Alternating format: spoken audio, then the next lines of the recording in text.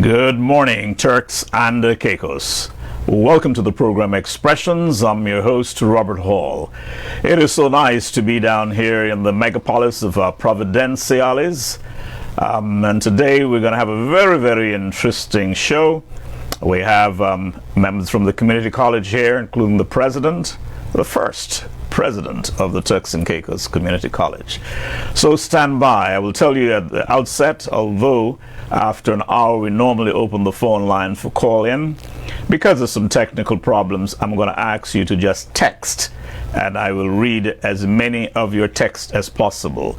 So whether it's a question or a comment, then just WhatsApp me and I will read it. Okay? Let's do it that way. I want to welcome you wherever you are, whether you're down there in West Caicos or over on Ambergris Keys, whether you're here in Providenciales, and there's so many different communities. Years ago, we would just say Blue Hills, Five Keys, and the Bight. But now there's so many other areas that I don't bother to start calling because I'm going to leave out some of them. The place has grown tremendously. No doubt about it. I remember the days when people used to walk from Blue Hills to the Bight, walking along the beach and elsewhere. Well, I wouldn't talk about places like Middle Caicos because these little feet of mine used to walk 12 miles from Bambara to Kongba and then further on to Croston Place, the very western end of Middle Caicos. I tell you. And that's why when I say in many ways we've come a long way, we've come a mighty long way in a relatively short time. But anyway, I want to welcome you over there in North Caicos and in Middle Caicos. Over in the Big South, I hope you're having a good fishing season. That's the fishing capital of the Turks and Caicos. And over the nation's capital, I see it beginning to get spruced up. A lot of little work tidying up the place. But Grand Turk needs a major economic shot in the arm. It relies heavily on government and carnival. Let's keep our fingers crossed and hope that something substantial happens soon. And to those of you over there in Salt Key, perhaps I left the best wine for the last. You're a few, but you're special. So I want to welcome you. And then I want to welcome all members of the diaspora, whether you're in the United Kingdom, United States, next door in the Bahamas, where we have thousands of individuals of Turks and Caicos Islands origin, and many who are Turks and Caicos Islanders. Welcome to Expressions. In any of the other Caribbean islands where we have students studying or members residing, welcome. Let's begin the show with a word of prayer. Let us pray. Our Father and our God, we thank you for this day. We pray that you would bless and guide the guests that are here today who are in charge of the affairs of the Turks and Caicos Islands Community College. We pray that you would give them the wisdom as they lead, and that we as a people would become more appreciative of our institution. We pray for blessing on all those who are suffering from the death of loved ones, and oh God, our heart pains. Almost every day there is death by gun. We pray that you would touch the hearts of those who are inclined to commit criminal acts, that they would desist from doing so. We pray for our security forces as they battle the scourge of crime in these islands, and we pray that as a community we may be more responsive and helpful. Bless us today, for we pray in Jesus' name. Amen. Amen. Amen. Well, ladies and gentlemen, I told you that we're broadcasting from Providenciales today, and I have three, should I call them leading personalities from the community college. But what I am going to do, rather than doing the introduction myself, I'm going to ask them, starting with the president, to introduce themselves. Thank you, Honorable Hall, and it is indeed a pleasure to be here, and thank you for giving us this opportunity. I am Dr. Candace Williams, the President and CEO of the Turks and Caicos Islands Community College. Candace, if I may just call you that first name. That's fine. You may not recall, but I recall you as this neat little schoolgirl coming by my restaurant, Diplomat's Cafe in Grand Turk years ago. And I could have seen from then the way you deport yourself that you were an individual of great promise. Thank you. And I will tell you now, though I have said so before on Expression, I am extremely proud of you. Thank you. I appreciate it. And the Turks and Caicos Islands should be proud. Sometimes we do not appreciate our own people. And it is something that sort of mindset needs to change.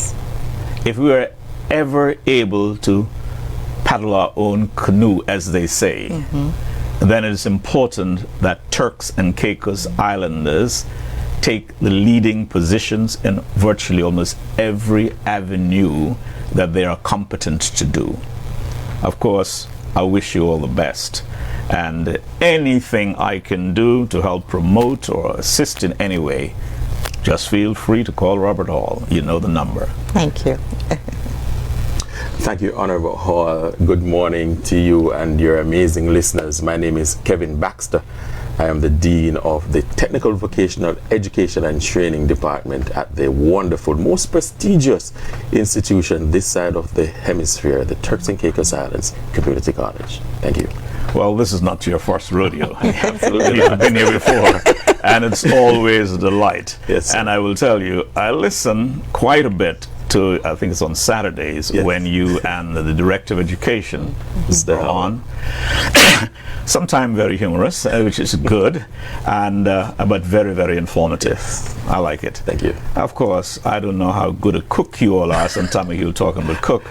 I don't know if you could ever compete with me. Well, let's have a show. I'm an excellent chef. All right. All right. One of these times we'll have particularly a seafood showdown. Okay. All right. We hold into it. I'm straight out of East Harbor. I'm a Harbor woman, TCI woman. I am Rachel Harvey, Student Support Officer at the Turks and Caicos Islands Community College. It's always good being in your company, Mr. Hall. Thank you for having me.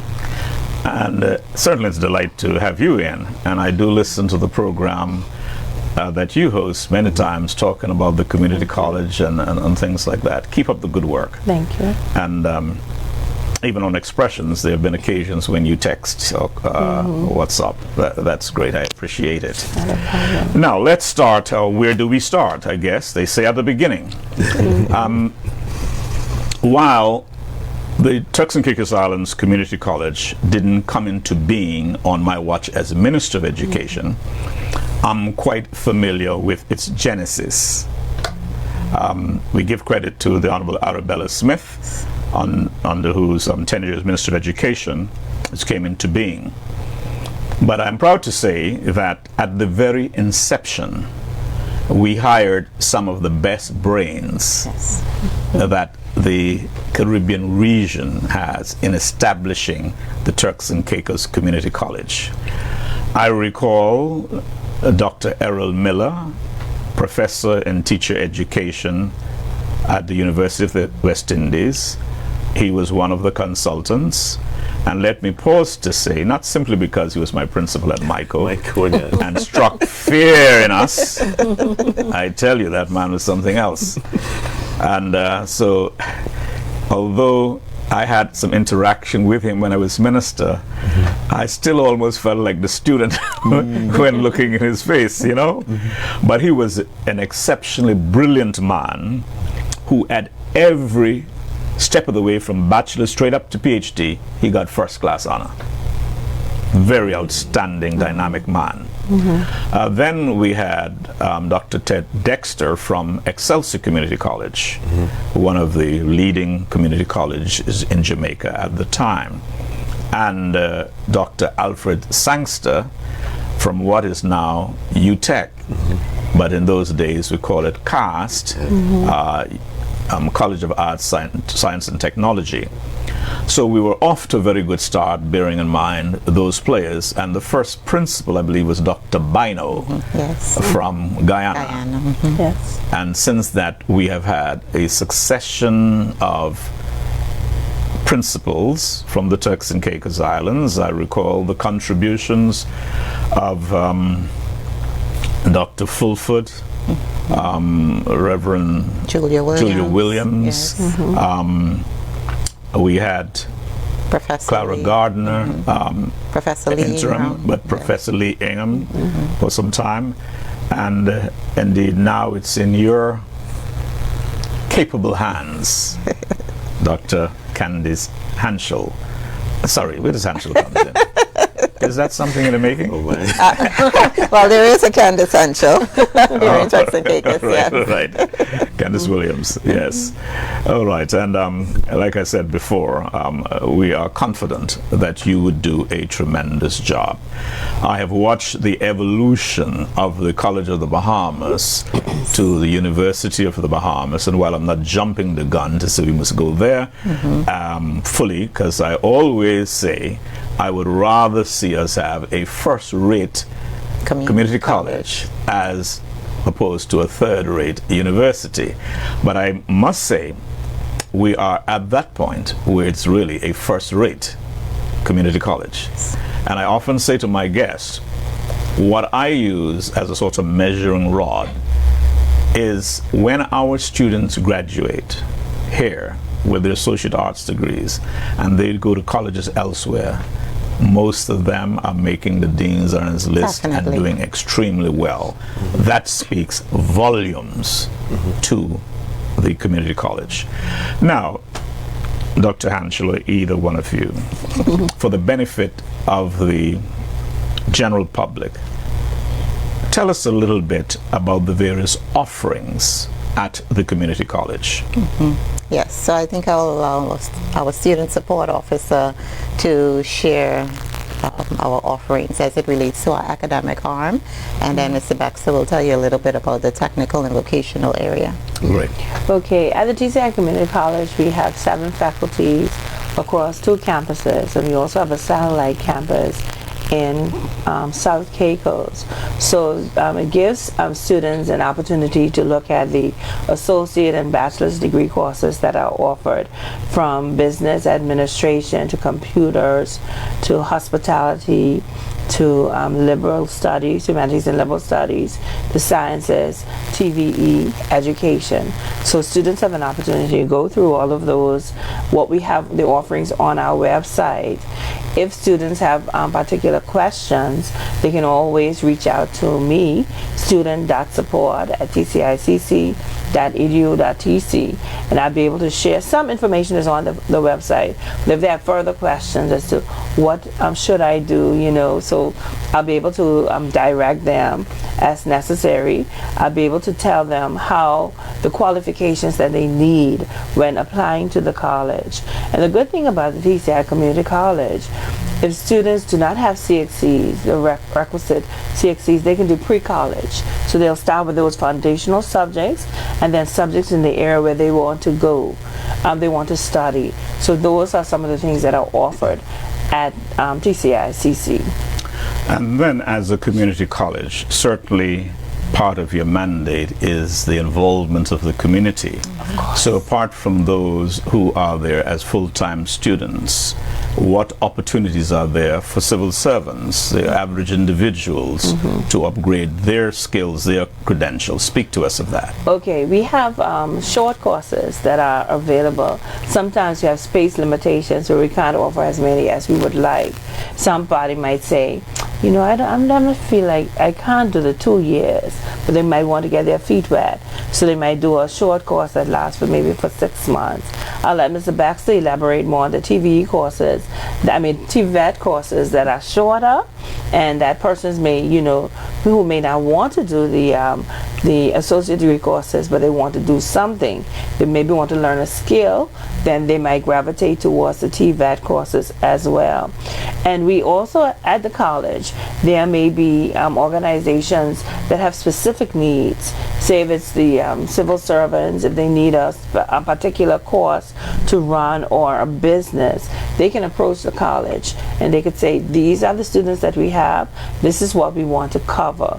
And the college is able to put together, customize training to meet those needs as well. Now, as host of Expressions, I'm sure many would be surprised the questions, the comments that come before me. In many instances, when they perhaps cannot reach a minister, although I don't have that kind of clout, they put it on me. And there was an individual, calling no name, who was complaining about a child not being able to do a particular course because there weren't sufficient numbers to justify that course. For the benefit of the public, please explain that. Not a problem.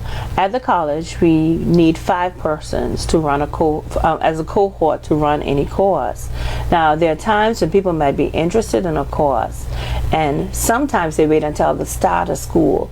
In order to run a new course, the college needs to have an idea. Okay, we know in May or June or April that we have 5 people who want to do hospitality and tourism as evening students. If we have that cohort, then we are able to plan how we're going to, who's going to teach the courses, how we're going to allocate space, because the timetable has to run.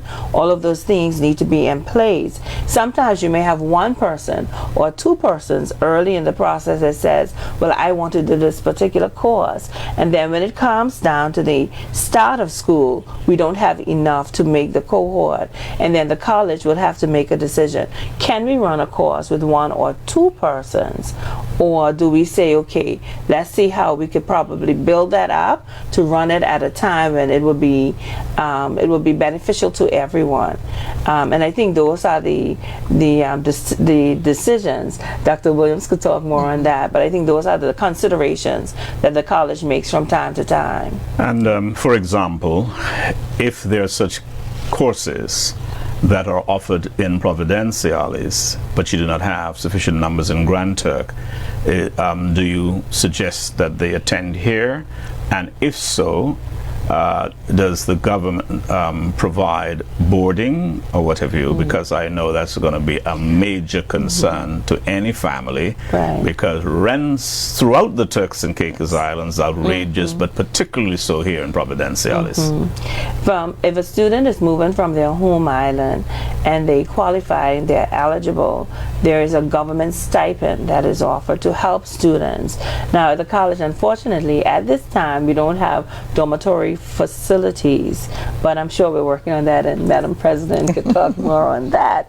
But we do have cases where students would have to either go to Grand Turk if they want to do the sciences, or come to Providenciales if a course isn't offered, and they might choose to board or live with family members or rent. You know, if they run into issues, I'm student support. I'm going to hear all the problems or the questions or the concerns that may come, and then I'll try to address them accordingly, put it up the ladder as needs be depending on what comes in. But it's variable. All these variables would be looked at in terms of what is offered and how students are able to access any program that we have at the college.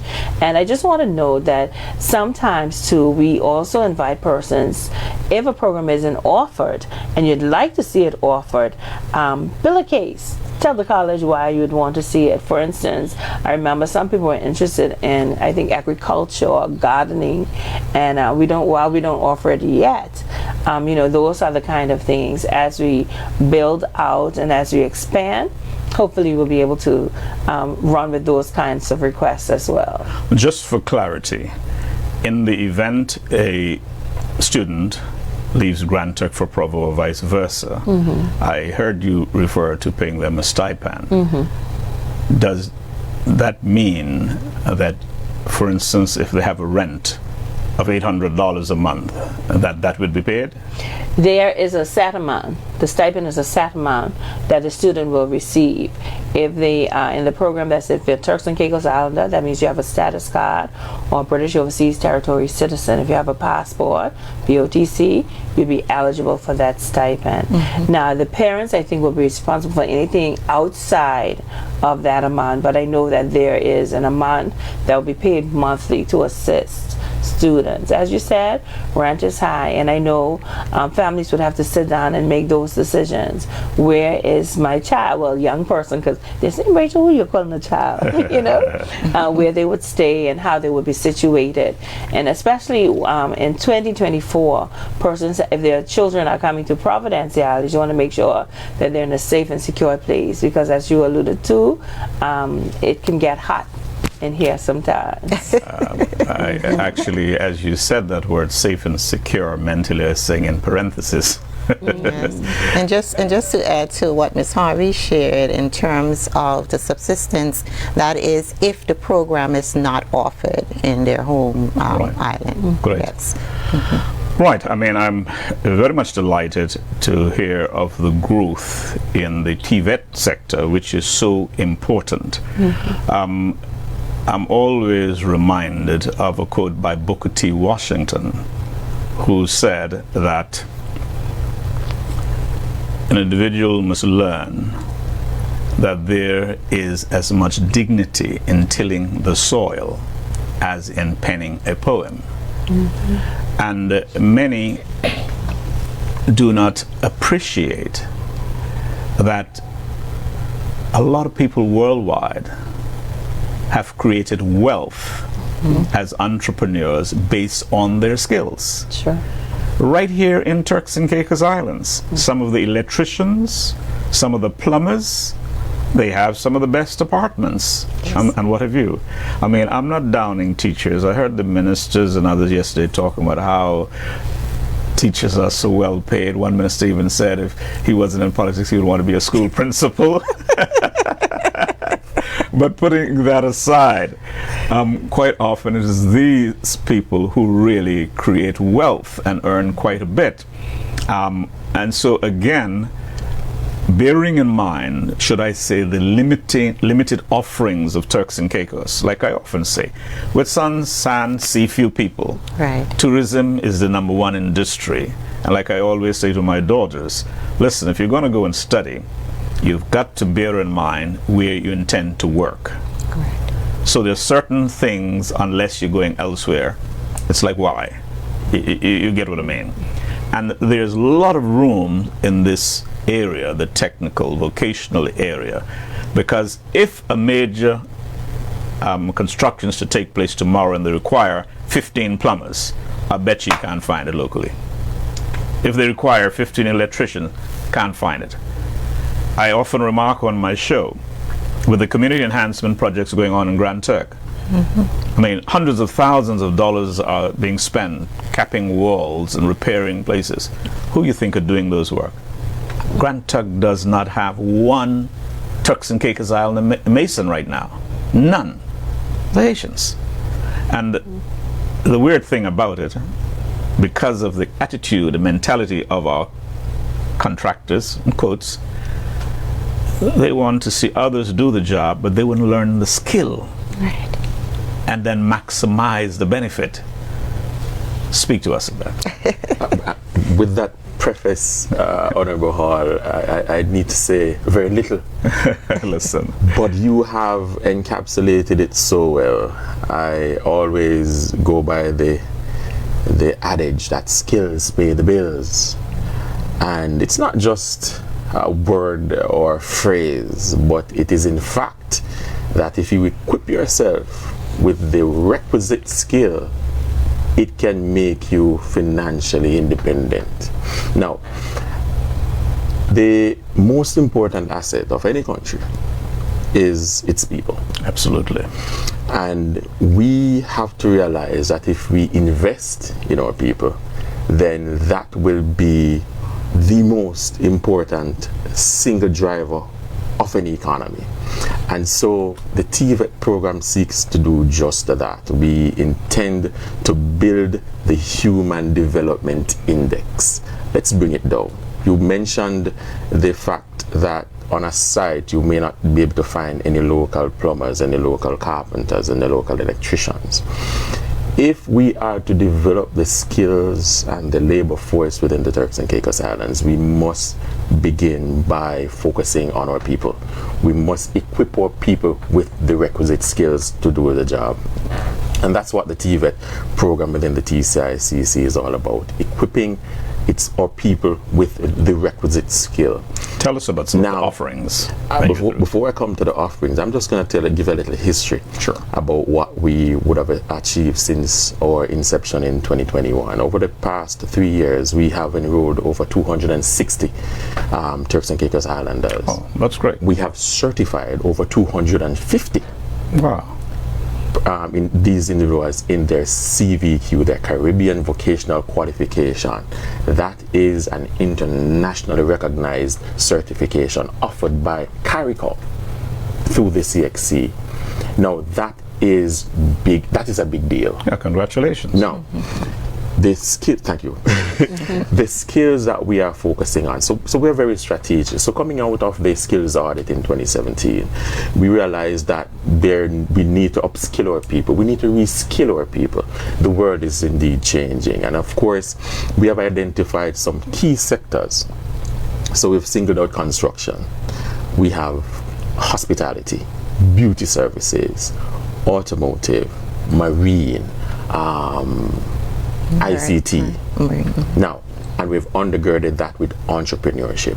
So all those sectors, but we've undergirded it with entrepreneurship. You mentioned something earlier about owning your own business. We have to instill a spirit of entrepreneurship in our people, because in fact, if we're able to build and sustain businesses, then we'll be able to make a more deliberate contribution to the human development and the economic index of the TCI. Now, when we started in 2021, we started focusing on hospitality and construction. So we certified persons in electrical installation, commercial food preparation, and customer service. Customer service is, of course, I call it a transversal skill. It is a skill that can move across the varied industries. Sure. And so customer service has been one of our main staple programs within the TVET program. Now, persons are busy. Stick a pin. Do you have many persons from the civil service who comes to that? Right. So because I must tell you, yes, in many, well, there are a few departments that do pretty well, but that is something that is lacking in many government departments. I hear it almost every day. Now, I might not see it because so many of them, know Robert Hall, they'll be polite to me. But for many others, I mean, gosh, the comments I would hear, and the attitudes displayed, it is terrible. Like I recall years ago, I went to the governor's office, and this young lady was on the phone talking all kinds of business. I got so irritated, I interrupted her just to get her off the phone, and ask her something. And she said, "Okay, child, I can call you back as soon as I finish with Mr. Hall." I said, "Oh, Lord, I fail." But I'm just emphasizing that customer service aspect is so important, whether it's in the hospitality business, whether it is in the civil service and elsewhere. As you say, that sort of skill can be used indeed in almost every sector. Indeed. So we're indeed impacting government agencies, government departments in Grand Turk. I remember visiting the FSC department and recruited persons for the customer service program. They were so helpful, and we have certified individuals within that unit, persons within the customs agency, persons within the banking, persons within finance, in the private sector. So we have a grouping of individuals across sectors, and so we're indeed touching these sectors individually. Now, collectively, what we'd like to do is to go in and move in, like identifying a particular agency, let's for example the immigration department, and do a full training in customer service and certify these individuals, because of course we want to reinforce with these practitioners that it's not about just because you're in a customer service environment customer service. A very simple what we call a competency standard speaks to 100 telephone calls. A lot of persons, they are on the telephone, but they do not know the proper structure. You mentioned it a while ago.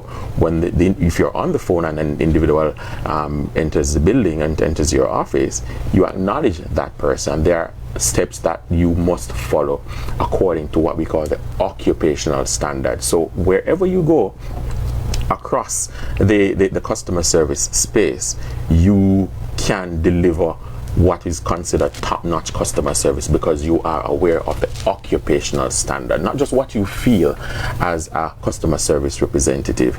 Now, another area that we're touching and doing very well in, Sir Hall and listeners, is that of the beauty services.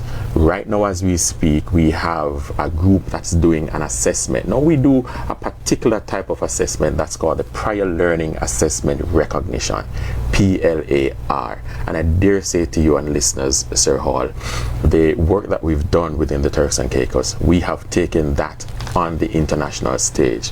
Madam President and myself would have represented the Turks and Caicos Islands at the TVET conference in Jamaica, the International Caribbean TVET conference, and we have actually won an award based on the work that we have done here using the PLAR methodology. Oh, what does that mean? Congratulations you may again. ask. Thank you so much. Creating waves. You may be saying that a lot more as we go on.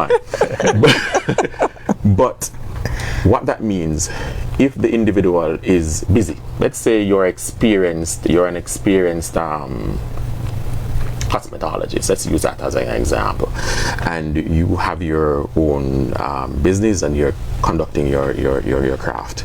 What we do, we recruit you and we put you in the PLAR program. So you're bringing your experience, and what we're doing now is just providing the gap training. So you come to training we run it for 4 months, and we prepare you to sit the challenge exam. The challenge exam is administered by the National Council for Technical Vocational Education and Training, the NCTVET, which is a certifying body accredited by the ISO. So we're at the highest level, and Madam President is going to tell a little bit about ISO. I told about the applause that you may be raining on us. But the ISO, the International Standard Organization, that is the mecca, that is the creme de la creme of standards. And so that's the level which the TCICC is operating, because we are saying to our constituents, we're offering to you a world-class product and we want you to be a part of it. And so coming back to the PLAR, that individual would do 4 months of gap training, and then the assessors would come in from Jamaica, in this case, and conduct the assessment.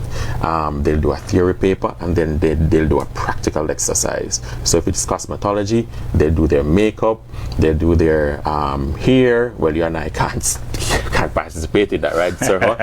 But they'll do their hair, as Madam President and Mr. Harvey will do, and their makeup. And so it's very practical in nature. And so in terms of validating the skill, the PLAR methodology, PLAR pathway, is seen as a most effective way of certifying the workforce. And like I said, it has been working well for us, and we intend to expand it. But that is not all. We also want to be we're going to be rolling out training in the marine industry, in the blue economy. Now, we've hosted a blue economy stakeholder consultation where we had all the major players, as it were, here on the island of Providenciales, and we also had representations from the other islands, and they were saying to us, yes, we need training, structured training within the maritime space. And we have heard that, and we have forged a partnership with the LJM Maritime Academy in the Bahamas, and we'll be rolling out training in the STCW, the Standards of Certification Training and Watchkeeping. That is the most important foundation that one needs to get to work within the maritime space. If you want to work on the Carnival cruise line as a plumber, you must acquire your STCW along with your plumbing certification. So it is indeed the foundation. That's what we want to provide mariners, persons who are interested to work within the blue economy. And we also want to impress upon the individuals that you must be certified. There's something about your product. When your people are certified, it gives the visitors an added confidence to know that if I go on a jet ski with Kevin and Robert, then when I know that Kevin and Robert is certified, I feel more confident, and I can share that, listen, you need to go on Kevin and Robert's tour because they have certified competent individuals who you can rest assured with. Now, agriculture. There's so much to talk about agriculture, Sir Hall. Now, we want to again make a foray within the field, within the green economy. And so we're in discussions with a number of key agencies, the Department of Agriculture, the Environmental Health Department, the DCI want to bring on board. We want to create an ecosystem where we can ensure that food security is at the helm. Key priority. We must ensure that people can get nutritious food at the correct quantities and always available. That is what food security is all about. And we must train our people to be self-sustaining. We must build self-sustaining practices so that if and when the next pandemic hits, we must be able to provide for ourselves. So we want to create that ecosystem of self-sustenance as it relates to agriculture. So we'll be working with the DCS. Now the DCS, that's another success story of the TVET program, Sir Hall and listeners, because we have so far trained over 24 inmates and officers at the Department of Correctional Services. We realize that we must, as you said, we must equip our people. And rehabilitation is a mainstay in what we do within TVET. So if we can use TVET as a vehicle to rehabilitate individuals, if we can use TVET to empower individuals, now that is what we're going to be focusing on. Now, through our tripartite MOU with the DCS and the H.J. Robinson High School, the H.J. Robinson High School, we've been able to roll out customer service programs and commercial food preparation programs right there within the DCS. So when I say to persons, Madam President, I'm going to prison, she looks at me and she said, Mr. Baxter, you're going to prison again. But that is not just prison. When I go in under my own steam and I come out under my own steam. But that is just to say how integral we are and how supportive we are with the rehabilitation process. And I must say the DCS has been nothing short of supportive with the TVET program, and we want to build that out. We want to ensure that when individuals are incarcerated, when they are leaving, they do not recidivize, they do not go back to the life of crime. They can do something different. They can make an adequate contribution to society, and that's how we intend, and we've been using TVET to mobilize and to empower, because in fact that is what we are about at the TCICC, empowering individuals. You see, as you speak, I'm becoming more and more impressed of the tremendous work that the community college is doing. And that is why it is so important, not just for this program to make me feel good, but to find avenues to get this information out to the widest cross-section of the community. Because many of them, you know, like the saying goes, ignorance enslaves, but knowledge liberates. And it's important that the community knows what's happening. And to me, it sounds like a whole lot of stuff. When it comes to the agricultural sector, bearing in mind that government has been giving grants of up to $30,000 to individuals. Now, I'm not sure the results are commensurate with the investment, but what it does suggest is perhaps a greater need for intersectoral cooperation, like yourselves, with those players there. I'm not trying to put them down, but would certainly like to see more, because there's certainly a lot more that we can do.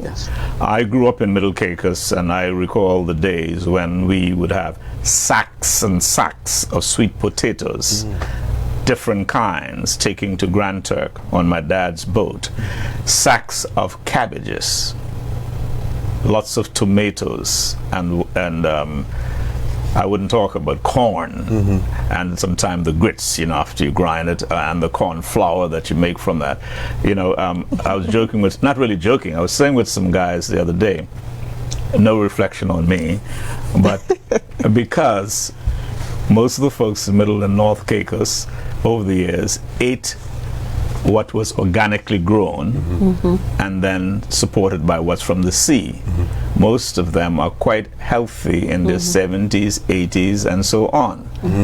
I'm not saying there aren't a few in the other islands, but those areas in particular.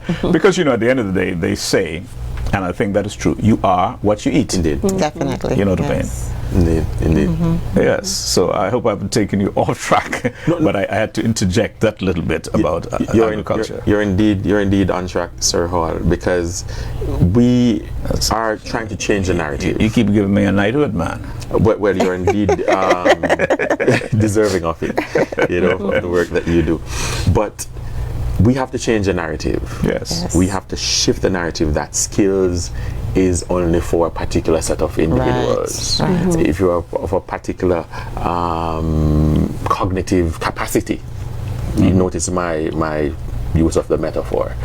But if you are dunce, they say, I'm an educator, I can't use that term. Madam President will tell me, sure, multiple intelligence. Yeah. That's what we're about. And so persons have to now realize that persons learn differently. Individuals learn differently, and so it starts from our kindergarten, primary, secondary. You may realize that your child is not all about academics, but they're very good with their hands.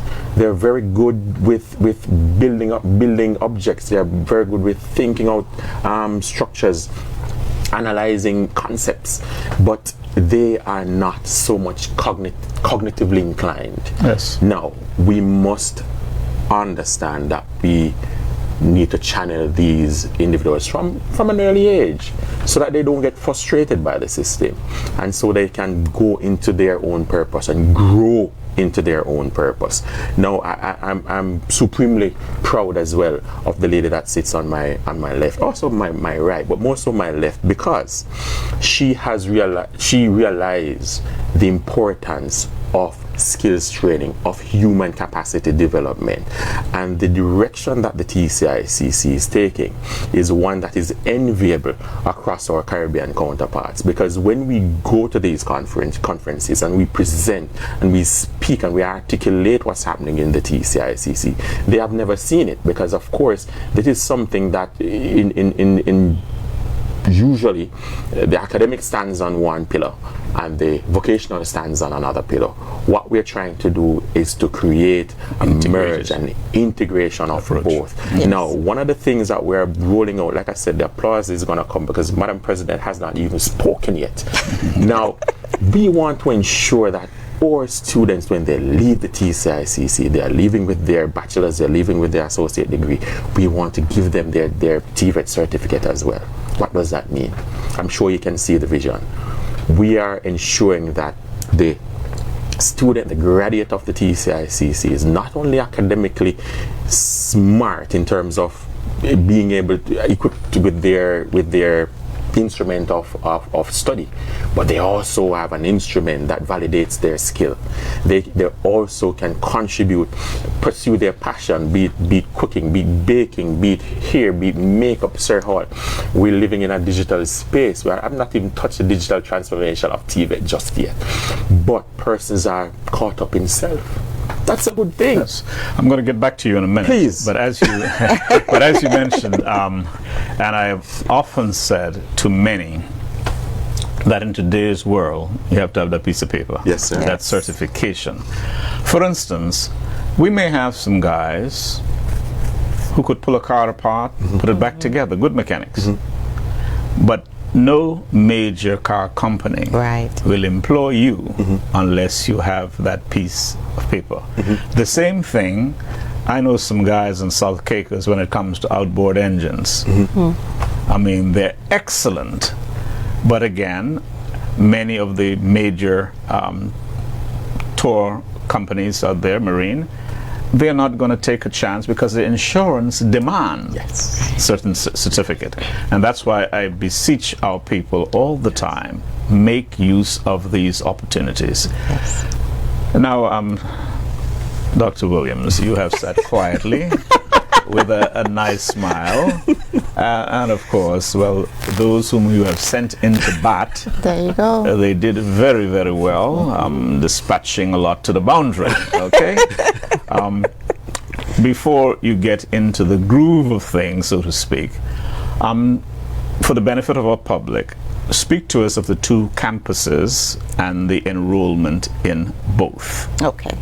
Well, it's one community college, Right. but we have two main campus sites.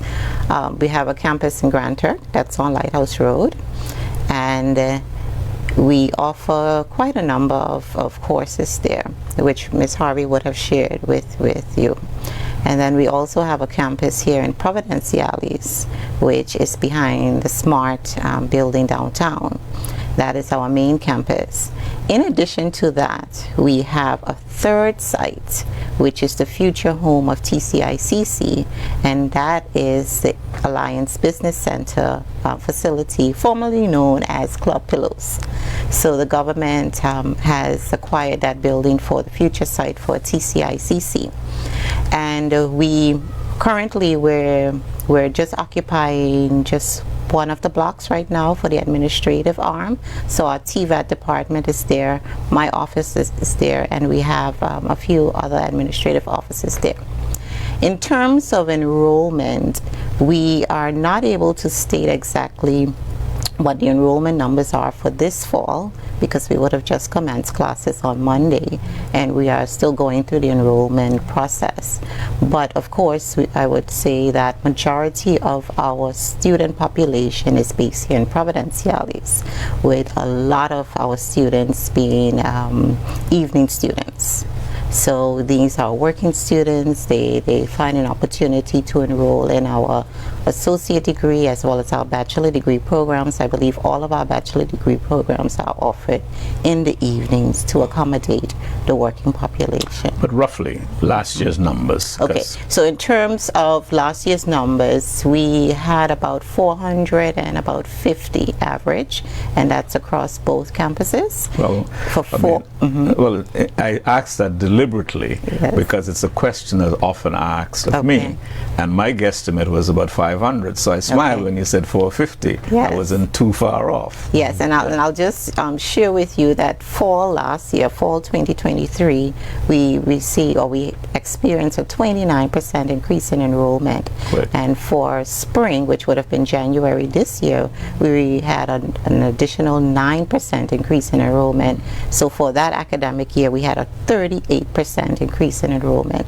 Good. So I am just waiting patiently to see what the numbers look like for this academic year. And Grand Turk campuses, but 250? Well, that's across both campuses. Yes, the 450. Yes. Okay, great. Yes. And what about the complement of staff in each? And then speak to me a little bit about the breakdown as far as Turks and Caicos Islanders versus other contract officers, and you'll see where I'm going when you're through. Okay, not a problem. I won't be able to give you precise numbers because I don't have that information right at my fingertips, but I'll certainly be able to give you an idea. In terms of our staff complement, we have about, I think it's about 81, and that's inclusive of faculty as well as administrative staff, our ancillary staff. So that's a complement there. In terms of that ratio, in terms of Turks Islanders versus expats, we have perhaps, and I'm just putting this figure out here, we at least about 85% of our staff, at least 85%, especially faculty, would be expats. Yes, so we don't have a lot of locals as lecturers, serving as lecturers. Right. Well, I mean, that does not surprise me, because even elsewhere at the inception that is the case. And I often say to Turks and Caicos Islanders, because sometimes I get almost angry with the thinking of our people as if we are so unique and different from elsewhere, you know, whether it is the Bahamas. And although Jamaica has various colleges and universities, they have Americans and Indians and others as lecturers and working in various capacities. College of the Bahamas has had foreign individuals. Recently they've had, local individuals and all like that. So we are no different. As one of the challenges that I've had, or I do have, and I try my best on expressions, people keep singling out the fact that, we are so outnumbered. And I tell them, baby doll, get used. Yeah. The horse is already out the gate, turning back. You've got to now see how we can merge those groups together. And I often advise the Turks and Caicos Islander to be competitive.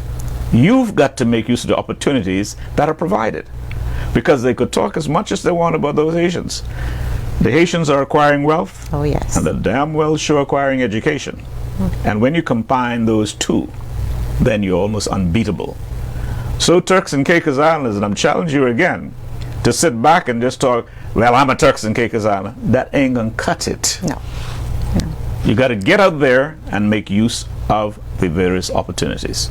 I have to put that little one in. Definitely, and I endorse that wholeheartedly. I think and I don't know if we will ever get to the point as a country where we can supply the workforce. No. We're just, No. right. So and education is one of those, as you stated, across the region, you have a number of expats, and that is one of the strengths of TCICC, our diverse staff population. It definitely adds value to our ability to cater to the populace. Sure. Yeah. I mean, I know, for instance, Howard University in the United States. One of my former students, Dr. Sadat, is a professor there from Jamaica, and many others. So like Honorable Taylor always say, you're a melting pot, small community. But I'll use this opportunity to encourage Turks Islanders to apply for the various vacancies that exist. We are always looking for adjunct lecturers, so perhaps then they can start out there. If they do not want to come on full-time, maybe they would like to just start part-time to teach a course or two, or maybe offer some form of training through TCICC. So I encourage them to reach out to us and see how they can be a part of the TCICC family. Great. I think you wanted to go on to talk about some of the international affiliations and so on. Yes, definitely. Well, when we look at TCICC, our vision has changed significantly, and the college is actually going through a period of transformation right now, where we have embraced a new vision, which is to become the institution of first choice, not only here in the Turks and Caicos Islands, but beyond. And a part of achieving that vision is to ensure that we are offering a certain level of quality as it relates to our program offerings, as it relates to the services that we offer to our students and the general public. And Mr. Baxter would have shared earlier that about the ISO. TCICC has embarked on the ISO 9001 certification, which is a quality management system certification. So we have overhauled, or we are in the process of overhauling our operational procedures, all arms of it. We have completed the gap analysis, where we had the consultants come in, walked us through everything, reviewed our processes as it relates to operations and academics. And they've submitted a report to us in terms of the gaps that exist, and we are now in the implementation phase in terms of how is it that we address those gaps or fill those gaps. Once we would have completed the implementation phase, then we will have another set of consultants come in, do an assessment, and then see if we are if we will be certified. So we are particularly interested in that. We're looking forward to the results of it, because it will certainly lay the foundation for us achieving accreditation status, which will be quite a milestone for TCICC. In terms of our partnerships, TCICC has done quite a significant scanning, I should say, in terms of seeking out regional and international partnerships. We have partnered with the Eugene DePooch Law School, that's in the Bahamas, to offer the introduction to notarial practice. We have basically offered or certified 3 cohorts of participants for eligibility to become notaries public. We have also partnered with a number of Canadian-based institutions, and out of a visit that it was a study tour, that's the emerging leaders of the Americas, Latin America and the Caribbean. I was a part of that group, visited 9 post-secondary institutions in Canada, and out of that we signed MOUs with 3 Canadian-based institutions, and 3 of our students were selected for scholarships to do a semester abroad at Canadian-based institutions. So, and there are a number of other partners. We have we have the LJM Maritime Institute in the Bahamas, who we have partnered with. We have an MOU with them as well. We are looking to offer the STCW as well as the boat master's courses with them. We are in the phase now where we're trying to get funding to assist with the resources to offer the course, but we are pretty much ready to go. But once we can have we can get that funding to get the resources, I think the funding is about $36,000 that we're looking for, because the thing with that is if we are able to get the resources here and instead of them bringing it in, it will definitely reduce the cost. So we are actively seeking donors for that. I like those 2 points you just mentioned with regards to your involvement with the DePooch Law Center there, because you see there's a tendency here in the Turks and Caicos Islands to think that once you reach a certain age, well, you're good to be a justice of the peace or to be a notary public. But in today's society, which I watch, is becoming increasingly litigious. It is important that these people who offer these services be exposed to certain levels of training. We just cannot continue to do things the way we used to. It's so different today, and so that is indeed great. And the marine aspect too, that's very, very important. I used to be a boatsman myself. Well, I retired from all them stuff, so I don't need the certification anymore, but I knew almost every rock in the sea, Turks and Caicos. I know my friends in Grand Turk, they say, here he goes now boasting about himself. But I used to travel from Middle Caicos in the night and come through to Provo, all alone. Wow. Many times. Oh, yeah. But anyway, it is important for those who are in that industry to get as much exposure and certification. I keep emphasizing the certification aspect of it. And like South Caicos, I have been for years, I'm not sure the warning has been heeded. I've been saying to the young men there who for years have been diving lobsters and conch. Some of them are not so young anymore.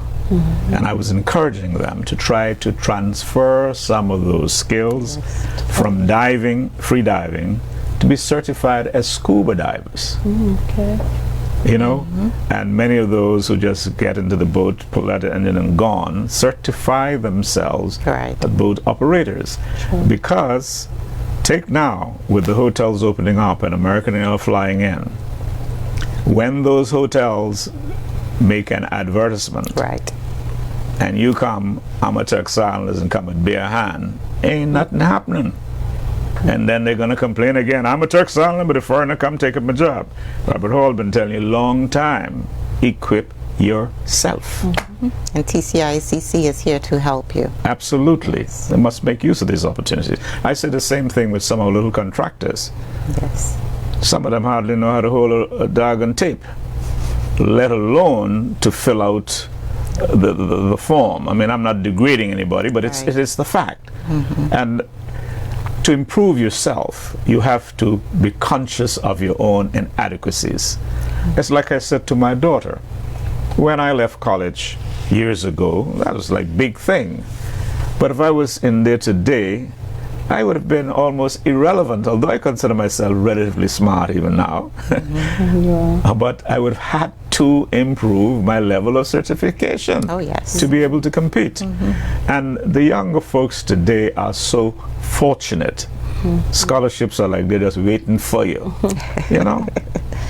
And that's where lifelong learning comes in. Absolutely. Yes, you have to continue that process of learning. Sure. And even our teachers who have their certification, there are new things coming on stream. They have to keep up to date with it.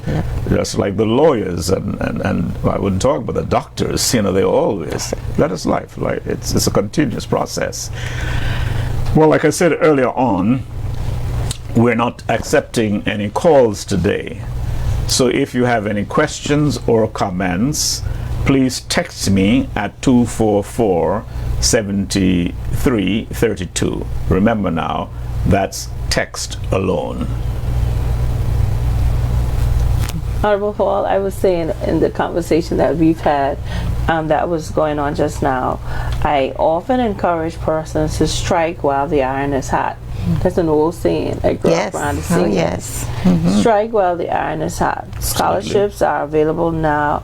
There isn't a guarantee that it's going to be available next year or the next. Use the opportunity while it is available. So I'm hoping that when persons hear this, we'll have a new group of people who are going to be rushing to our website, tcicc.edu.tc, and applying for the January semester. So hopefully persons will heed the warning. Right. I just want to plug a little stuff here for public information. There's an initiative taking place, learn how to build a model sailboat. And as part of the community outreach program, there's a registration process in Grand Turk, and that closes today at 2 p.m. So register with Mrs. Paula Hall at Ports. I know that Curtis Simmons is one of the players in this regard.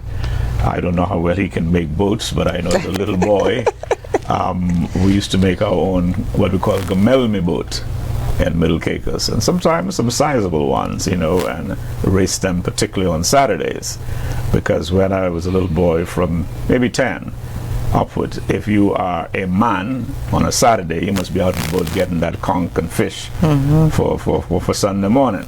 And if you're a boy, you got to be on the bay there with that fishing in line until you're big enough to go in the boat. You know what I mean? And so along with the fishing, we would have our little model sailboats that we make. I mean, we didn't have much tools, so very often a knife or cutlass, and you know what may sound strange, even the bottle, we would break it and use the broken bottle to shave the wood to give us smooth finish, since we did not have planes and other things like that. Yeah, and I made many boats. I cried sometimes when a big gust of wind come and take the boat out of my reach and goes too far in the deep. I couldn't go behind it, and I could only watch it going until it's out of sight. Then some days after, further down the beach, I'll see it come wash to shore half matched up. Good old days, eh? Absolutely. Yes. Absolutely. You know, as you were talking, Mr. Corey Forbes song plays in my head. We can't fishing. You better cut bait. Yes. Can't do that. You better stay on the shore and wait. I remember that. Well, I love that song. I play it from time to time. Yes, a good one. Here's one of the texts that has come in. Good morning, Mr. Hall. Do the community college offer any course of certification in real estate, which is absolutely vital in TCI now? At the moment, no. We're not offering anything in real estate at the moment. Good. Well, what I will say perhaps to this person who's text, maybe if they could get a number of persons together and make a request, then the community college can respond. Because I do know, likewise, unlike years ago, virtually almost anybody gets up and say, well, okay, I'm a real estate agent. Now, these days, you have to have a certain level of training. And that is, of course, so important. Yeah. And in fact, before you go there, one area that and they may be reluctant, but this country has hundreds and hundreds of consultancy agents, particularly with regards to immigration and work permits. Some of them that ought not even be there. I don't know if they would be interested, but I would wish that there could have been some level of certification for some of them, because they really, really need exposure. And while I am not in the business trying to prevent anybody from making their living, but I think government should set certain standards and weed out some of them, because many of them are doing a disservice to their clients, and in so doing disservice to the name of Turks and Caicos Islands. Yes. I was going to mention, when you talked about real estate, I remember interviewing an alumnus of TCICC who spoke about that, and in the interview she was encouraging young people to consider that pathway as well in the Turks and Caicos Islands. And it's interesting that somebody talked about it. So, definitely. you know, maybe there would be an opportunity somewhere down the road. Definitely. And that would fall within our short course offering. So it's definitely viable for us once we have sufficient participants to enroll. Professor Lee Ingham, former principal of the community college, posed this question, comment on that question. The TCICC recently engaged in a 5-year evaluation and implementation review. Can you say who carried out the work? Is the document available to the public?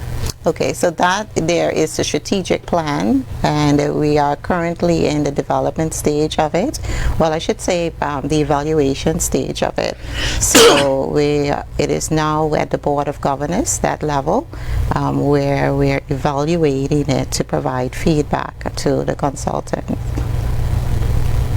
So that information will be published in due course. Once we finalize the plan, it will be published. Thank you much on his behalf. This next one says, good morning, Honorable Hall. Great show as always. The community college, although have more expat lectures than locals, the administration staff is mostly expats. Why is this? Can we find locals to be employed in the administration department? Why the president's personal assistant is not a local? Okay, well, I'll definitely speak to that as it relates to our admin staff. A lot of our admin staff, they're locals. A lot of our admin staff, they're locals. As it relates to the president's personal assistant, what we do in terms of our recruitment process, we advertise locally first. So that is a policy that we have at TCICC, and that is also the immigration policy as well. So we advertise locally, and if we do not receive any applications locally, of course, then we would have to go outside. So preference would definitely be given to a local if they are qualified for the position. But if we don't have locals applying for those positions, then we will definitely have to seek employment outside of the Turks and Caicos. Now, that is something that I always speak about on Expressions, because yes, like you rightly said, the immigration laws provide that, of course, Turks and Caicos Island should have the first bite of the cherry, so to speak. And many would say, oh, but there's a Turks and Caicos Islander who can do the job. The truth is about it, it's not about who can do the job. It's about who has applied, who meets the requisite qualifications. And under the labor law, if there isn't such an individual, you're virtually compelled to give the other person. Now, some people don't fully understand that. And like I said earlier on, we're getting quite litigious these days, and lawyers have been challenging the system and winning as a result of that. Because the law is clear, you advertise, but it means then there should be that person who is available, apply. So if you have an individual maybe with his master's down the road, but he didn't apply, You Right. can't talk about, oh, John Brown down the road has a master's. That's irrelevant. He has to apply. Right. And that's what the law says. And apply and be qualified. So it's not Absolutely. just to apply, but be qualified. Yes. Because it has to relate to the specific task at hand. Level texts keep coming in. The number is 244-7332. Any other comment? Because there might have, I'm Yes, sure there are many areas that I might not have touched on. Definitely, So definitely. Go right ahead. So this Feel year the free. college is celebrating its 30th anniversary. So 3 decades of increasing lives and livelihoods here in the Turks and Caicos Islands. And we are embarking, or we have embarked on a number of initiatives, especially as it relates to marketing and branding. So TCICC is on a quest to rebrand itself as the institution of first choice, and I am pretty sure that the Turks and Caicos Islands community would agree with me that the visibility of the college has certainly increased over the last year, particularly. One of the things or the highlights of our 30th anniversary is the TCICC documentary. This is when you started off the show by paying tribute to those who would have paved the way, and that is the main aim behind the TCICC documentary, basically sharing the story, or sharing that, giving the general public an idea of how TCICC was established. So we're looking at the beginning, we're looking at the progress made throughout the years, and of course what we're doing to move the institution forward. So we're hoping to launch that documentary at least sometime in October. For the general public. We will have viewings throughout the islands. Also, this academic year, we unveil our mascot, the Trident the shark, and it's quite a milestone for us as a tertiary institution to be associated with a mascot. You can think of a number of tertiary institutions that have that mascot that speaks to the student body, that speaks to what it is that college is offering. And Trident will definitely be making his way throughout the islands at various primary schools as well as high schools and business places, because we want Trident the shark to be known as a community mascot, not just a TCICC mascot. So we're embarking on a number of initiatives. We have our College Month that is coming up next year, where we will showcase the achievements and the offerings of our various faculties. We have, what else did I miss, Ms. Harvey? We're going to, the President's Desk Initiative, Operation Hope, the professional closet that we hope to launch, because, you know, there are students who come to the college, and when they're going out to do an interview, they have to be properly clad. And some of them may not have it as they're starting out. They may not have, you know, the clothes that they need. And so we're going to be embarking on an initiative. It's not ready yet, but we'll be launching sometime soon, where gently used clothing will be available for students to be confident as they go and be interviewed. We know that's just one part of it. You have to have a resume that is indeed in place. And I was speaking with somebody recently, and I cringed as the person was sharing that.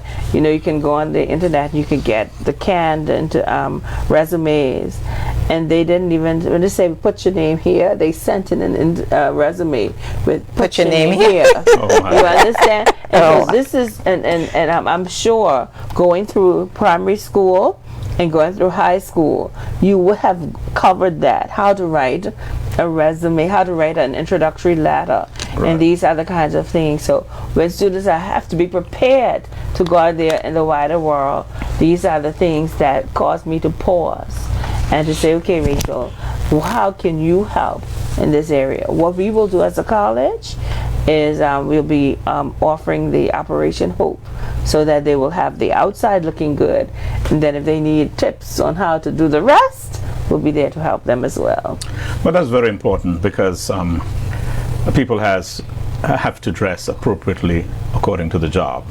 And sometimes I would watch young ladies with wearing apparel with a little bit too much cleavage and whatever, because you don't need to distract the interviewers. It must be relevant. Yes. I am still awaiting some more texts to come in. I'm sure there are many more questions. By way of public announcements, though, happening today, the Minister for PPID and his team will be at the District Commissioner's office in Bottle Creek at 2 p.m. Many of you, no doubt, have your questions and comments. Go out there to the Minister and his team. All right. I see some other texts just coming in, but not quite ready. So either of you, ladies and gentlemen, I'm sure there's much more, Mr. Baxter, that you may be itching to say. I'm always itching to say, Sir Hall and listeners, because there's so much going on with TVET, and not only in the Turks and Caicos Islands, worldwide, because the world is experiencing what is known as a skills gap. Yes. And in developed countries, there's always the need for individuals with skills. I want to dial it back, however, to your comment earlier about being too advanced in age. Now, Sir Hall, Honorable Hall, I'm bestowing upon you tonight what I have no such capacity to. But there's never a time along the learning continuum that you can stop learning. True. And so that's what TVET is about as well. We are engaging lifelong learners. And I'm putting you on notice that when we start our boat masters training and boat captain training, you will be a key resource person, because that is who we want to be involved in the program. Persons who are acquainted with the space, the maritime space, who can give key insight in the rules of the road, not just the road outside, but the road as it relates to the water. Quite right. We want these individuals to form a part of the cadre of instructors that we will engage to train up and upskill the individuals within this space. Because of course, there are tips and tricks that we won't find in a curriculum. There are certain nuances that is peculiar to our maritime space that only experience can bestow. And so we are going to be looking to yourself and other individuals who are seasoned mariners, seasoned seamen, seasoned seafarers to assist us in building out the capacity. And we want to extend it as well to other sectors, individuals within the masonry, carpentry, construction sector. These are the individuals that TVET is looking for to build out this capacity. I often say to a friend of mine, I'm constant as the northern star. Now, that sounds simple, but the northern star is very, very important to all mariners, and particularly mariners years gone by, because I know my dad and those, well, they have a compass, but sometimes there are boats going on to Haiti and the Bahamas, they don't have compass. And that northern star, it's like their guide. And it amazes me, or it amazed me, because I recall my dad, he would go below and rest and give orders to the crews how to steer for so long, and then being guided by that star, then he would say, okay, now heave up and take this course or that course. And what further amazed me, I never learned that part of it though, I guess I was a bit too small at the time, how he could stay below, and just by the water hitting on the sides of the boat, he knew when it was on what we call sounding or on the ocean. I could imagine there has to be a difference, you get what I mean, because the depth of the water, the waves would lap differently from on the shallow water.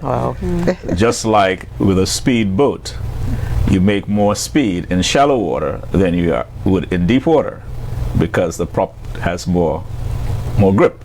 But anyway, let's not. That's a lesson. That's a lesson. Let's not go too far in this whole thing today, because I have a follow-up text from Professor Lee Ingham, and he said, He asked if you did ask who were the who were the consultants carrying out the work. I'm not sure if you did. No, I didn't, and we're not releasing that information as yet. Once the project has completed, we will release it when we launch the strategic plan. All right. Yeah. Okay. Any particular reason? Any particular reason why? Just in terms of contractual agreements and confidentiality. Okay. Yes. You know, because that in itself is a big issue, because I hear not just with this, because, you know, there have been lots of arguments about the New Deal with Carnival, and of course you heard ever so much about the hospital contract and what have you, and it is like the norm in some cases that certain matters cannot easily be released Right. for confidentiality, Yeah. although that is not too comforting to the inquisitive public. Yes. Yeah. But we have to respect terms and conditions of contractual arrangements. Yeah, well, I can certainly appreciate that from where I sit. And let me make this clear. It's irrespective of whatever government is in power. There's certain laws that are just straight across the board that you have to deal with. Honorable Hall, I just want to share with those who may be listening and you're thinking about offerings. I know that some people might have different commitments and they're not able to come to the college. They're not able to, they may have small children or whatever commitments they may have. We do have a course that is offered totally online, and that's our criminal justice program. So the associate degree in criminal justice, persons could be anywhere in Turks and Caicos because it's online, and they are able to access that. And remember I mentioned about the satellite campus, so that's reaching persons in South Caicos as well, accessing the TVET offering. So if somebody is listening in and they're interested in these things, Right. They can contact us. For the TVET offerings, tvet.admin@tcicc.edu.tc. If any other questions, student.support@tcicc.edu.tc. We'll answer any questions that come in. Are there any sort of satellite campus or whatever you on North Caicos? Not as yet. Yeah. Not as yet. But it is definitely in the pipeline. What we're trying to do is to at least go through that phase with the satellite site in South Caicos, do a complete evaluation, see exactly what it is that we want to improve upon before we move into North Caicos. Great. But lest I forget, and I think I'm qualified to be a little forgetful. Maybe not as bad as Biden, but anyway. What though, as the new president, the community, or the first president of the community college, broadly speaking, what is your vision for the college? Where do you see it going? Thank you for that. Where to start? Where to start? Where to start? Where to start? First choice. Yes, the vision, the general vision on paper is to become the first choice. And a huge part of that, Honorable Hall, is trying to erase that stigma that is attached to our local community college.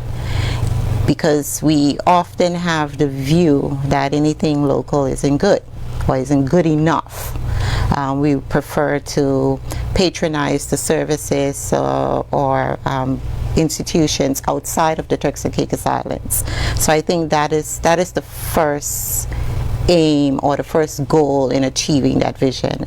And where I sit, I've been in this position now for 2 years. End of this month will make 2 years. And since I've been in this position, I can certainly see where the visibility of the college is certainly enhancing.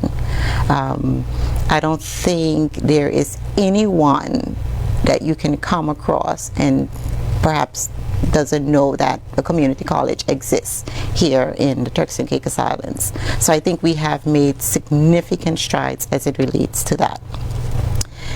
And in doing that, we have to offer or align, my vision as the president aligns with the trends in higher education. And that trend in higher education is on-demand learning. It is getting participants, whether it is trainees, whether it's students, lifelong learners, getting them in and out.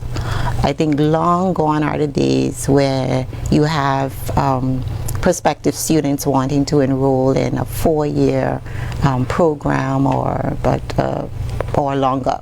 So they want to come in, get certified, and be in the workforce.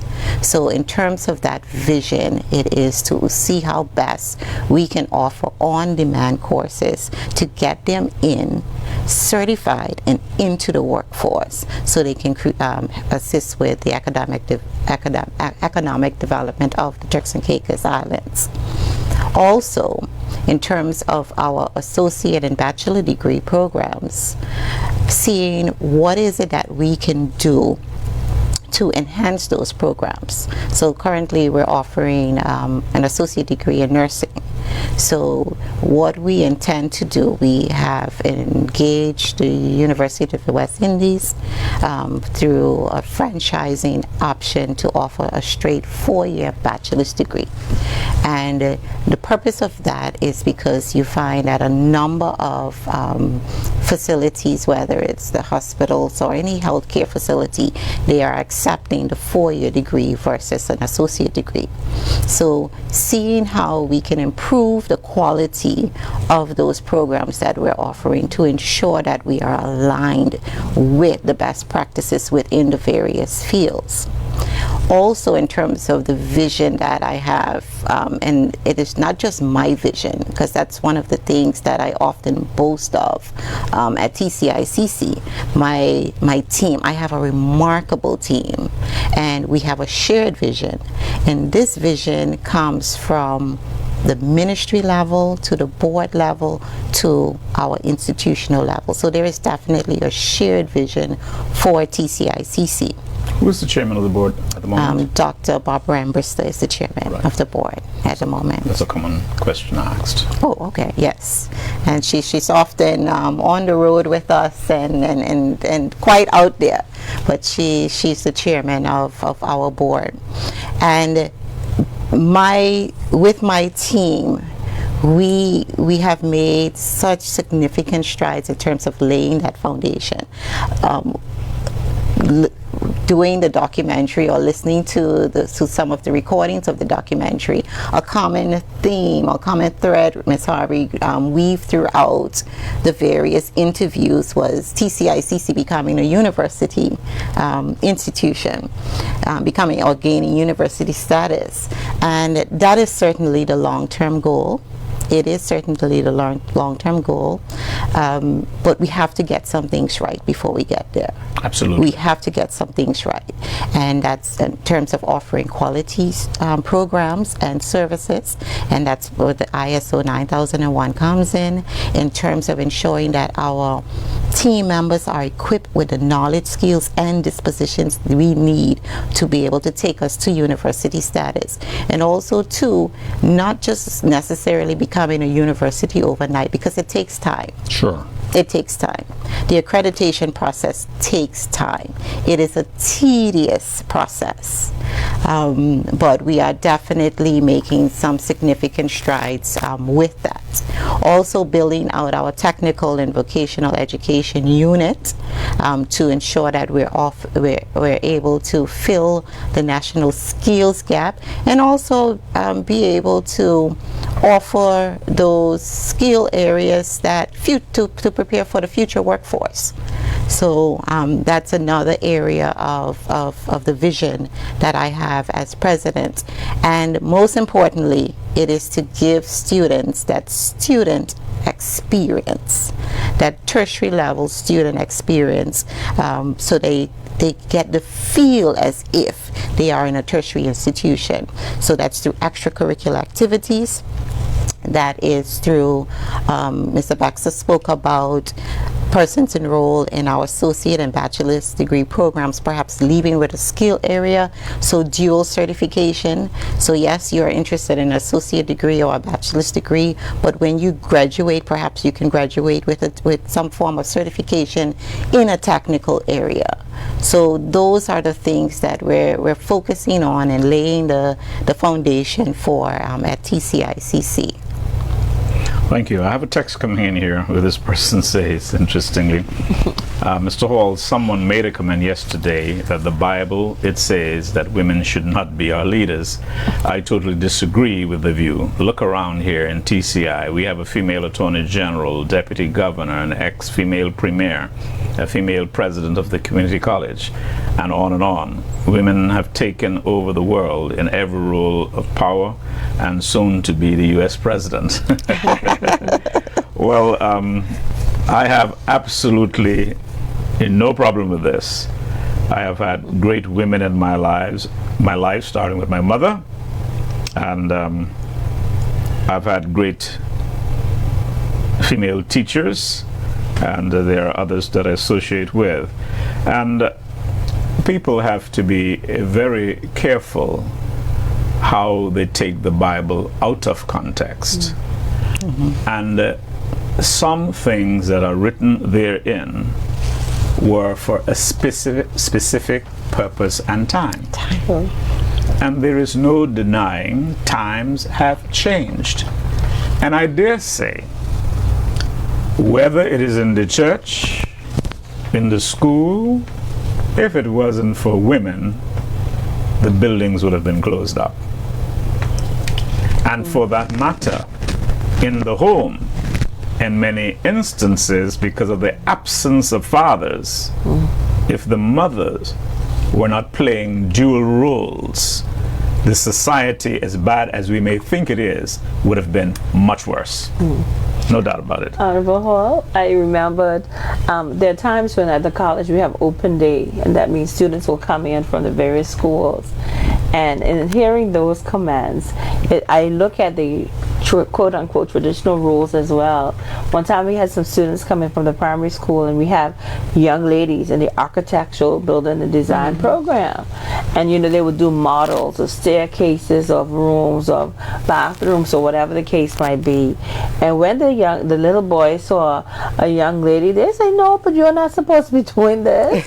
And you know, I smiled, because I'm sure he's just echoing what he heard at home. Women have their own roles. And as we were talking, Mr. Baxter was talking about masonry and carpentry and all of those things. There are ladies who are ready, who are waiting on those to start, because they say, "I want to learn too." You know, and somebody said, "Oh, that's a man's job." Well, ladies are interested in those kinds of things too. Yeah. So it jogged my memory just now when you mentioned that. Right in Turks, I know of two women who are on the construction job with their spouse, doing their bit. You know, and the days gone by, well, whether the United States or elsewhere, when certain positions were like out of the way for women, we got women truck drivers and all the rest. And of course, here, women taxi drivers. Here's another text. Let's see what it says. Good morning to you, Honorable Hall, and your guests. Hope they stay strong and focused. From a TCI former paymaster and assistant HR manager. Well, maybe this is a person who has been blessed by or through the community college. Oh, nice. Where they wrote in that way. Okay. Thanks very much for that comment. Sorry, go ahead, Mr. Hall. And Michelle, like I often say, of course, on expressions, I cannot listen to audios, and today, of course, we are not taking any live calls. So you may text or WhatsApp, you know, whatever it is that you may wish to say. I know you have a passion and great concern about crime, as we talked a lot about it last night, but there will be other occasions on expressions when we deal with that. Today it's expressly about the community college, and all of you who have been listening must be impressed with the growth, the development, and the tremendous job that it is doing. And I urge all of you, of course, to embrace this as your college of first choice. Well, I've always, in this case, led by example, and I like to be specific. Going back to even when I had little children, I made sure they patronized government schools. And I recall, well, I'm straying a little bit, but just to make the point, at that time, what they used to call Christian Academy in Grand Turk was like the school. And my wife was being almost pressured by some relatives and other friends to send our daughter Indira there. Now imagine, I'm the Minister of Education. I'm encouraging everybody to go to government school. I must send my daughter. I said, no, my dear, can't do that. I said, but I'd look at it carefully. Who goes to that school? Who are the teachers? The teachers there at that time couldn't match many of the teachers in our schools. But what happened? The majority of the students who went there were from homes where parents offered that kind of motivation. By example, they were children of teachers and policemen, nurses, doctors, what have you. And my view was, and remains until today, in most cases those children will succeed anyway. You get what I mean? Okay. And so it was not about that school. Right. And to put, as it were, the icing of the cake, my last two daughters, they all graduated from the same Turks and Caicos Community College with their associate's degree in law. One is now pursuing law in the United Kingdom, just left Sunday. I mean, again, I am more than thankful to the community college, and I tell them every day, make sure they come back in Turks and Caicos and serve. I don't want to go back to England on a long flight, but if they still had to go up there and bring them down. Honorable Hall, I just wanted to mention that our Alumni Association, we are active. We have to have meetings again, but we are in conversation, and I want to just encourage alumni across Turks and Caicos and around the world, because persons have different skill sets. They're in different areas, and wherever they can offer something to the college, it might not be monetary, but I'm sure Dr. Williams, we wouldn't say no if they decide they want to open the bank books. We'll say okay, but they may be able to help us with strategic alignments, and they may be able to offer some kind of input to the great growth of the college. Let us know through our Alumni Association, and we'll see how it goes from there. Right. Definitely. Here is a text for you in particular, Madam President. And the Honorable Rita Gardner says, Hi, Robert. Please give a shout out to my niece. I didn't really realize that. Yes. Sometimes in Turks and Caicos, you got to be so careful, you know who's related to whom. Shout out to my niece, Candace Williams, who is doing an amazing job. I am so proud of you, Candy. Continue to shine, and congratulations on your latest achievement. Thank you, Auntie Rita. And like they say, I endorse this message. All right, we're getting pretty close to the end of expressions. And so if you have any further questions or comments, please WhatsApp them to me, 244-7332. I think this has been a pretty interesting and enlightening discussion here today. And Honorable Hall, if I may, I just want to use this opportunity to, because Ms. Harvey spoke about the Alumni Association and our alum returning to TCICC to give back, and I extend that open invitation, even though I would have done so privately, but I extend that open invitation for former presidents and staff of TCICC also to continue to work with the institution. Let's see how we can move the institution forward using a collaborative approach. There's certainly much to learn from those who would have paved the way, and I encourage them to see how best they can continue to be involved in this transformational journey that TCICC is on. We certainly welcome that. Have you been reaching out to them though? Yes.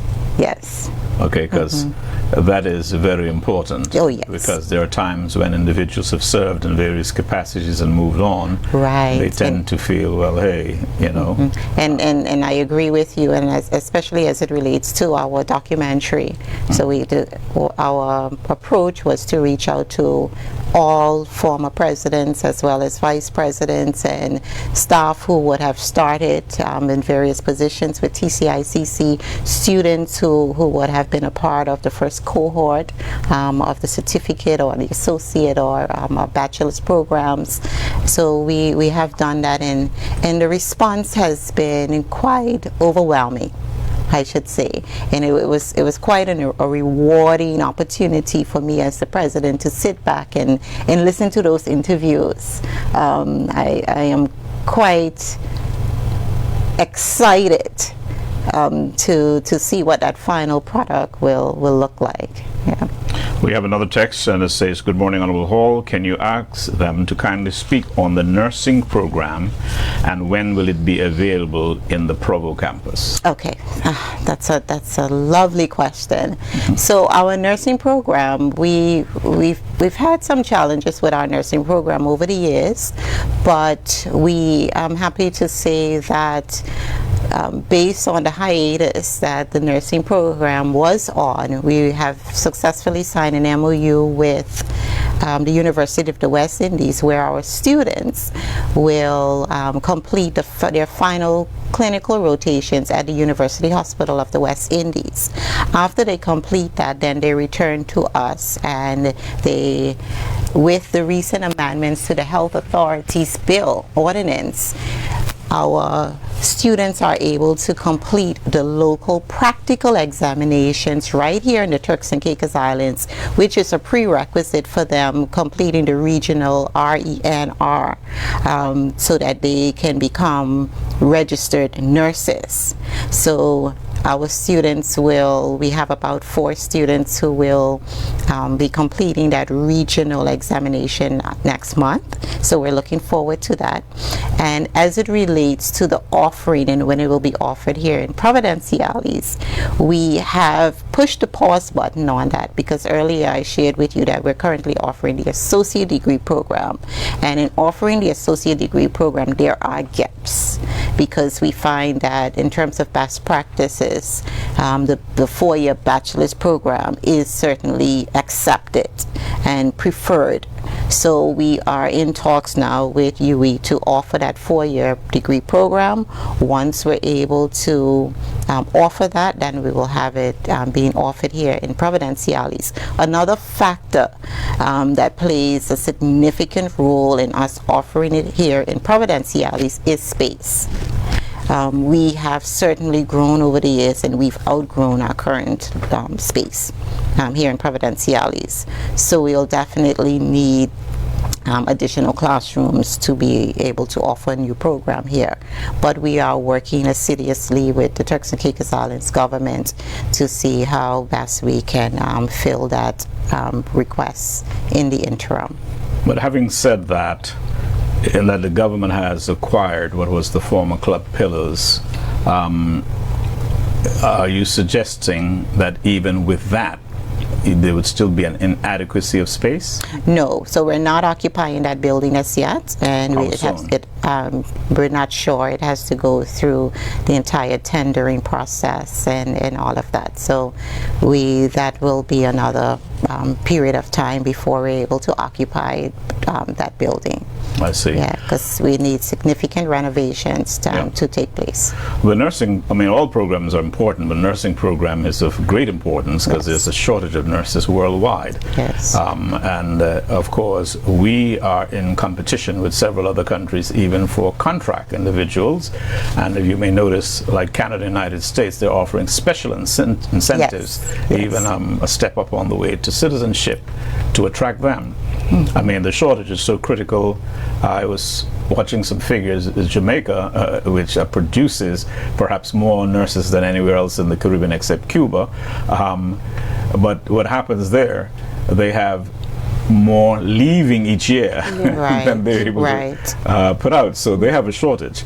Barbados has had to recruit some 800 nurses from Ghana, far away. you know.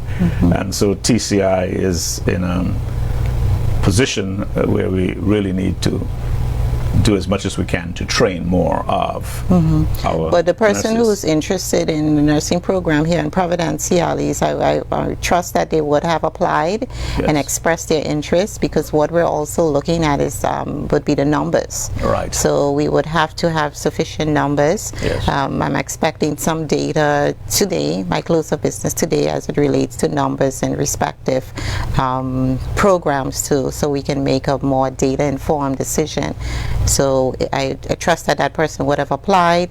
Also, we are looking at possibly exploring maybe a January start or maybe a fall 2025 start, but it all depends on numbers. All right.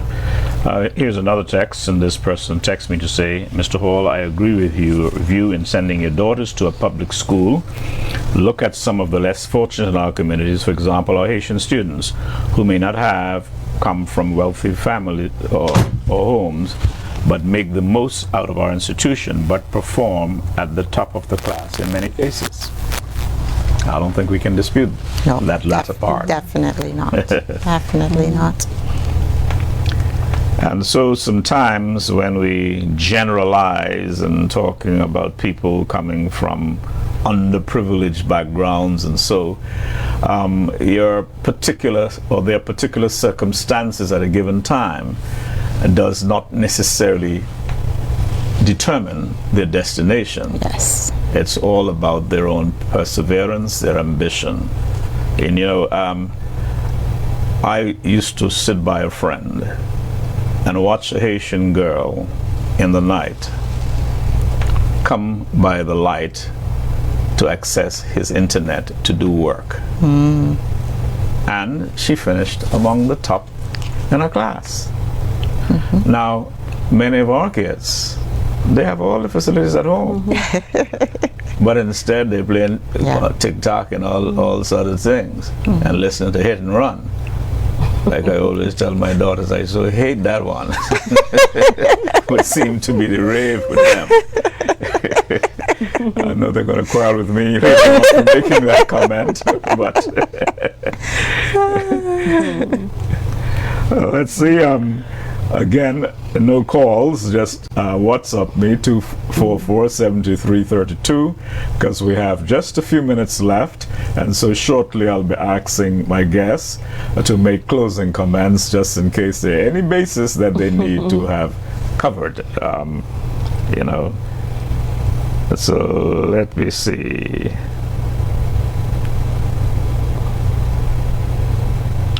And this one says, good morning, Mr. Hall and guests. Great show, very informative. Well, I thank my guests who made it what it is. Can you ask Mr. Baxter, why isn't it the electrical TVET program is more in line with the Jamaican system and code, which is completely different from our code and system? So it leaves the student to a disadvantage when they come in the work field. Thanks. All right, thank you for that question. The certification body, of course, the occupational standards are derived from the Jamaican context. So what we encourage our instructors to do is, whilst delivering, is to tailor the content as it relates to the local context and in our case the American standard. So even though it may have content reflecting the Jamaican standard, we do in fact do our own adjustments and amendments to the training content, because of course we want to make the training relevant to the particular space. Great. I'm sure the person who posed this would have heard the answer. But I am sure there must be a certain level of commonality in any way. Indeed. Thanks much.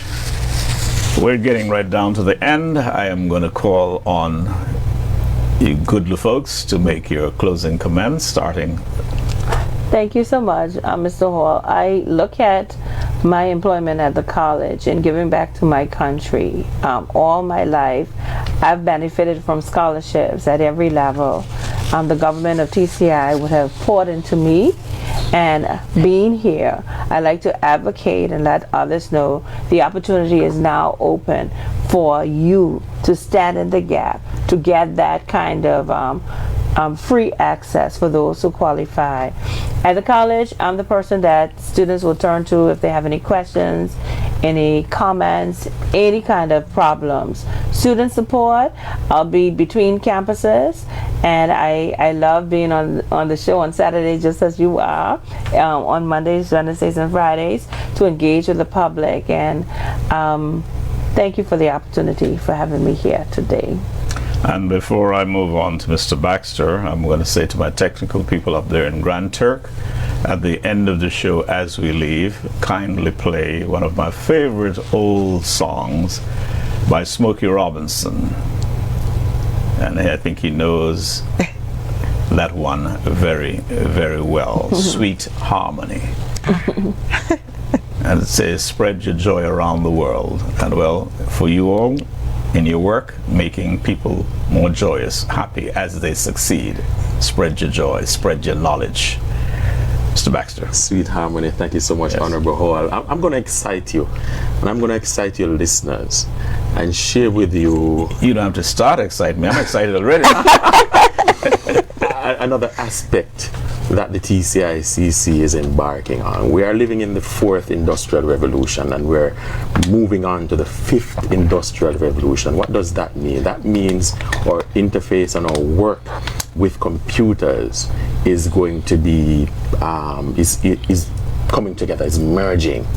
Now we are working with a well-known company, Eon Reality, to roll out training in utilizing virtual reality, utilizing mixed reality. What does that mean? It simply means that we are revolutionizing the delivery of training and education. There's a reason why Madam President said that we want to become an institution of first choice. That's our vision, and we are building this foundation. I want to say to Turks and Caicos Islands, listen, we are here to serve you. Yes, we may not be perfect, but we are working to create a change, and there are dedicated individuals within this great institution that has a great legacy, alum that's doing great things across the world. Be a part of this movement and come on board, and let us continue to transform lives. Let's continue to stimulate the economy. Let's continue to enrich and spread the harmony. So I know that next time you'll be inviting us to speak a little bit more. So we look forward to that invitation. Yes, and you see, for other groups that want to be on expressions, that is why I always like the face-to-face. Yes, yes. As opposed to me sitting in a studio in Grand Turk, and maybe you're down here and I can't, because the energy you give Yes. off, the excitement, and you know, I could see the sort of conviction in your faces as you speak about what you're doing. You know, and I really love it. I love it. And I'm not saying that because some think, oh well, Robert just want to go promo for the weekend. I'm always truthful, so that too. but of course, like I say, it's important, and it does not make sense, for instance, for 3 of you to go to the expense to fly in Grand Turk. All right. It's easy to fly one down. Yes. All right. Indeed, Anyway, indeed. Madam President, your closing comments. Well, let me just thank you for giving us this platform to share the amazing things and the vision that we have for TCICC. I also want to use this opportunity to thank our founders and the former leaders of the institution. We are where we are, celebrating 30 years of existence because of the work that they have done with the institution, and I thank them and I appreciate them dearly. To my amazing staff, who I call my dream team, I am able to lead and carry out my roles and responsibilities because they are doing what they ought to do within their respective capacities, and I truly value their expertise, I value their opinion, I value their feedback, and just the fact that they are part of the team and they buy into this vision. So thanks to my dream team, and also to our students who are currently enrolled at TCICC. Thank you for entrusting your tertiary education and training to us. We are here to serve you. We know that there will definitely be hurdles. We are embarking on a number of new initiatives, which there will certainly be some teething pains, but I encourage our students to speak with our student support officer, find a lecturer, just make your concerns known so that we can address those concerns. To those persons who have yet to be a part of TCICC, I encourage you to register or to apply.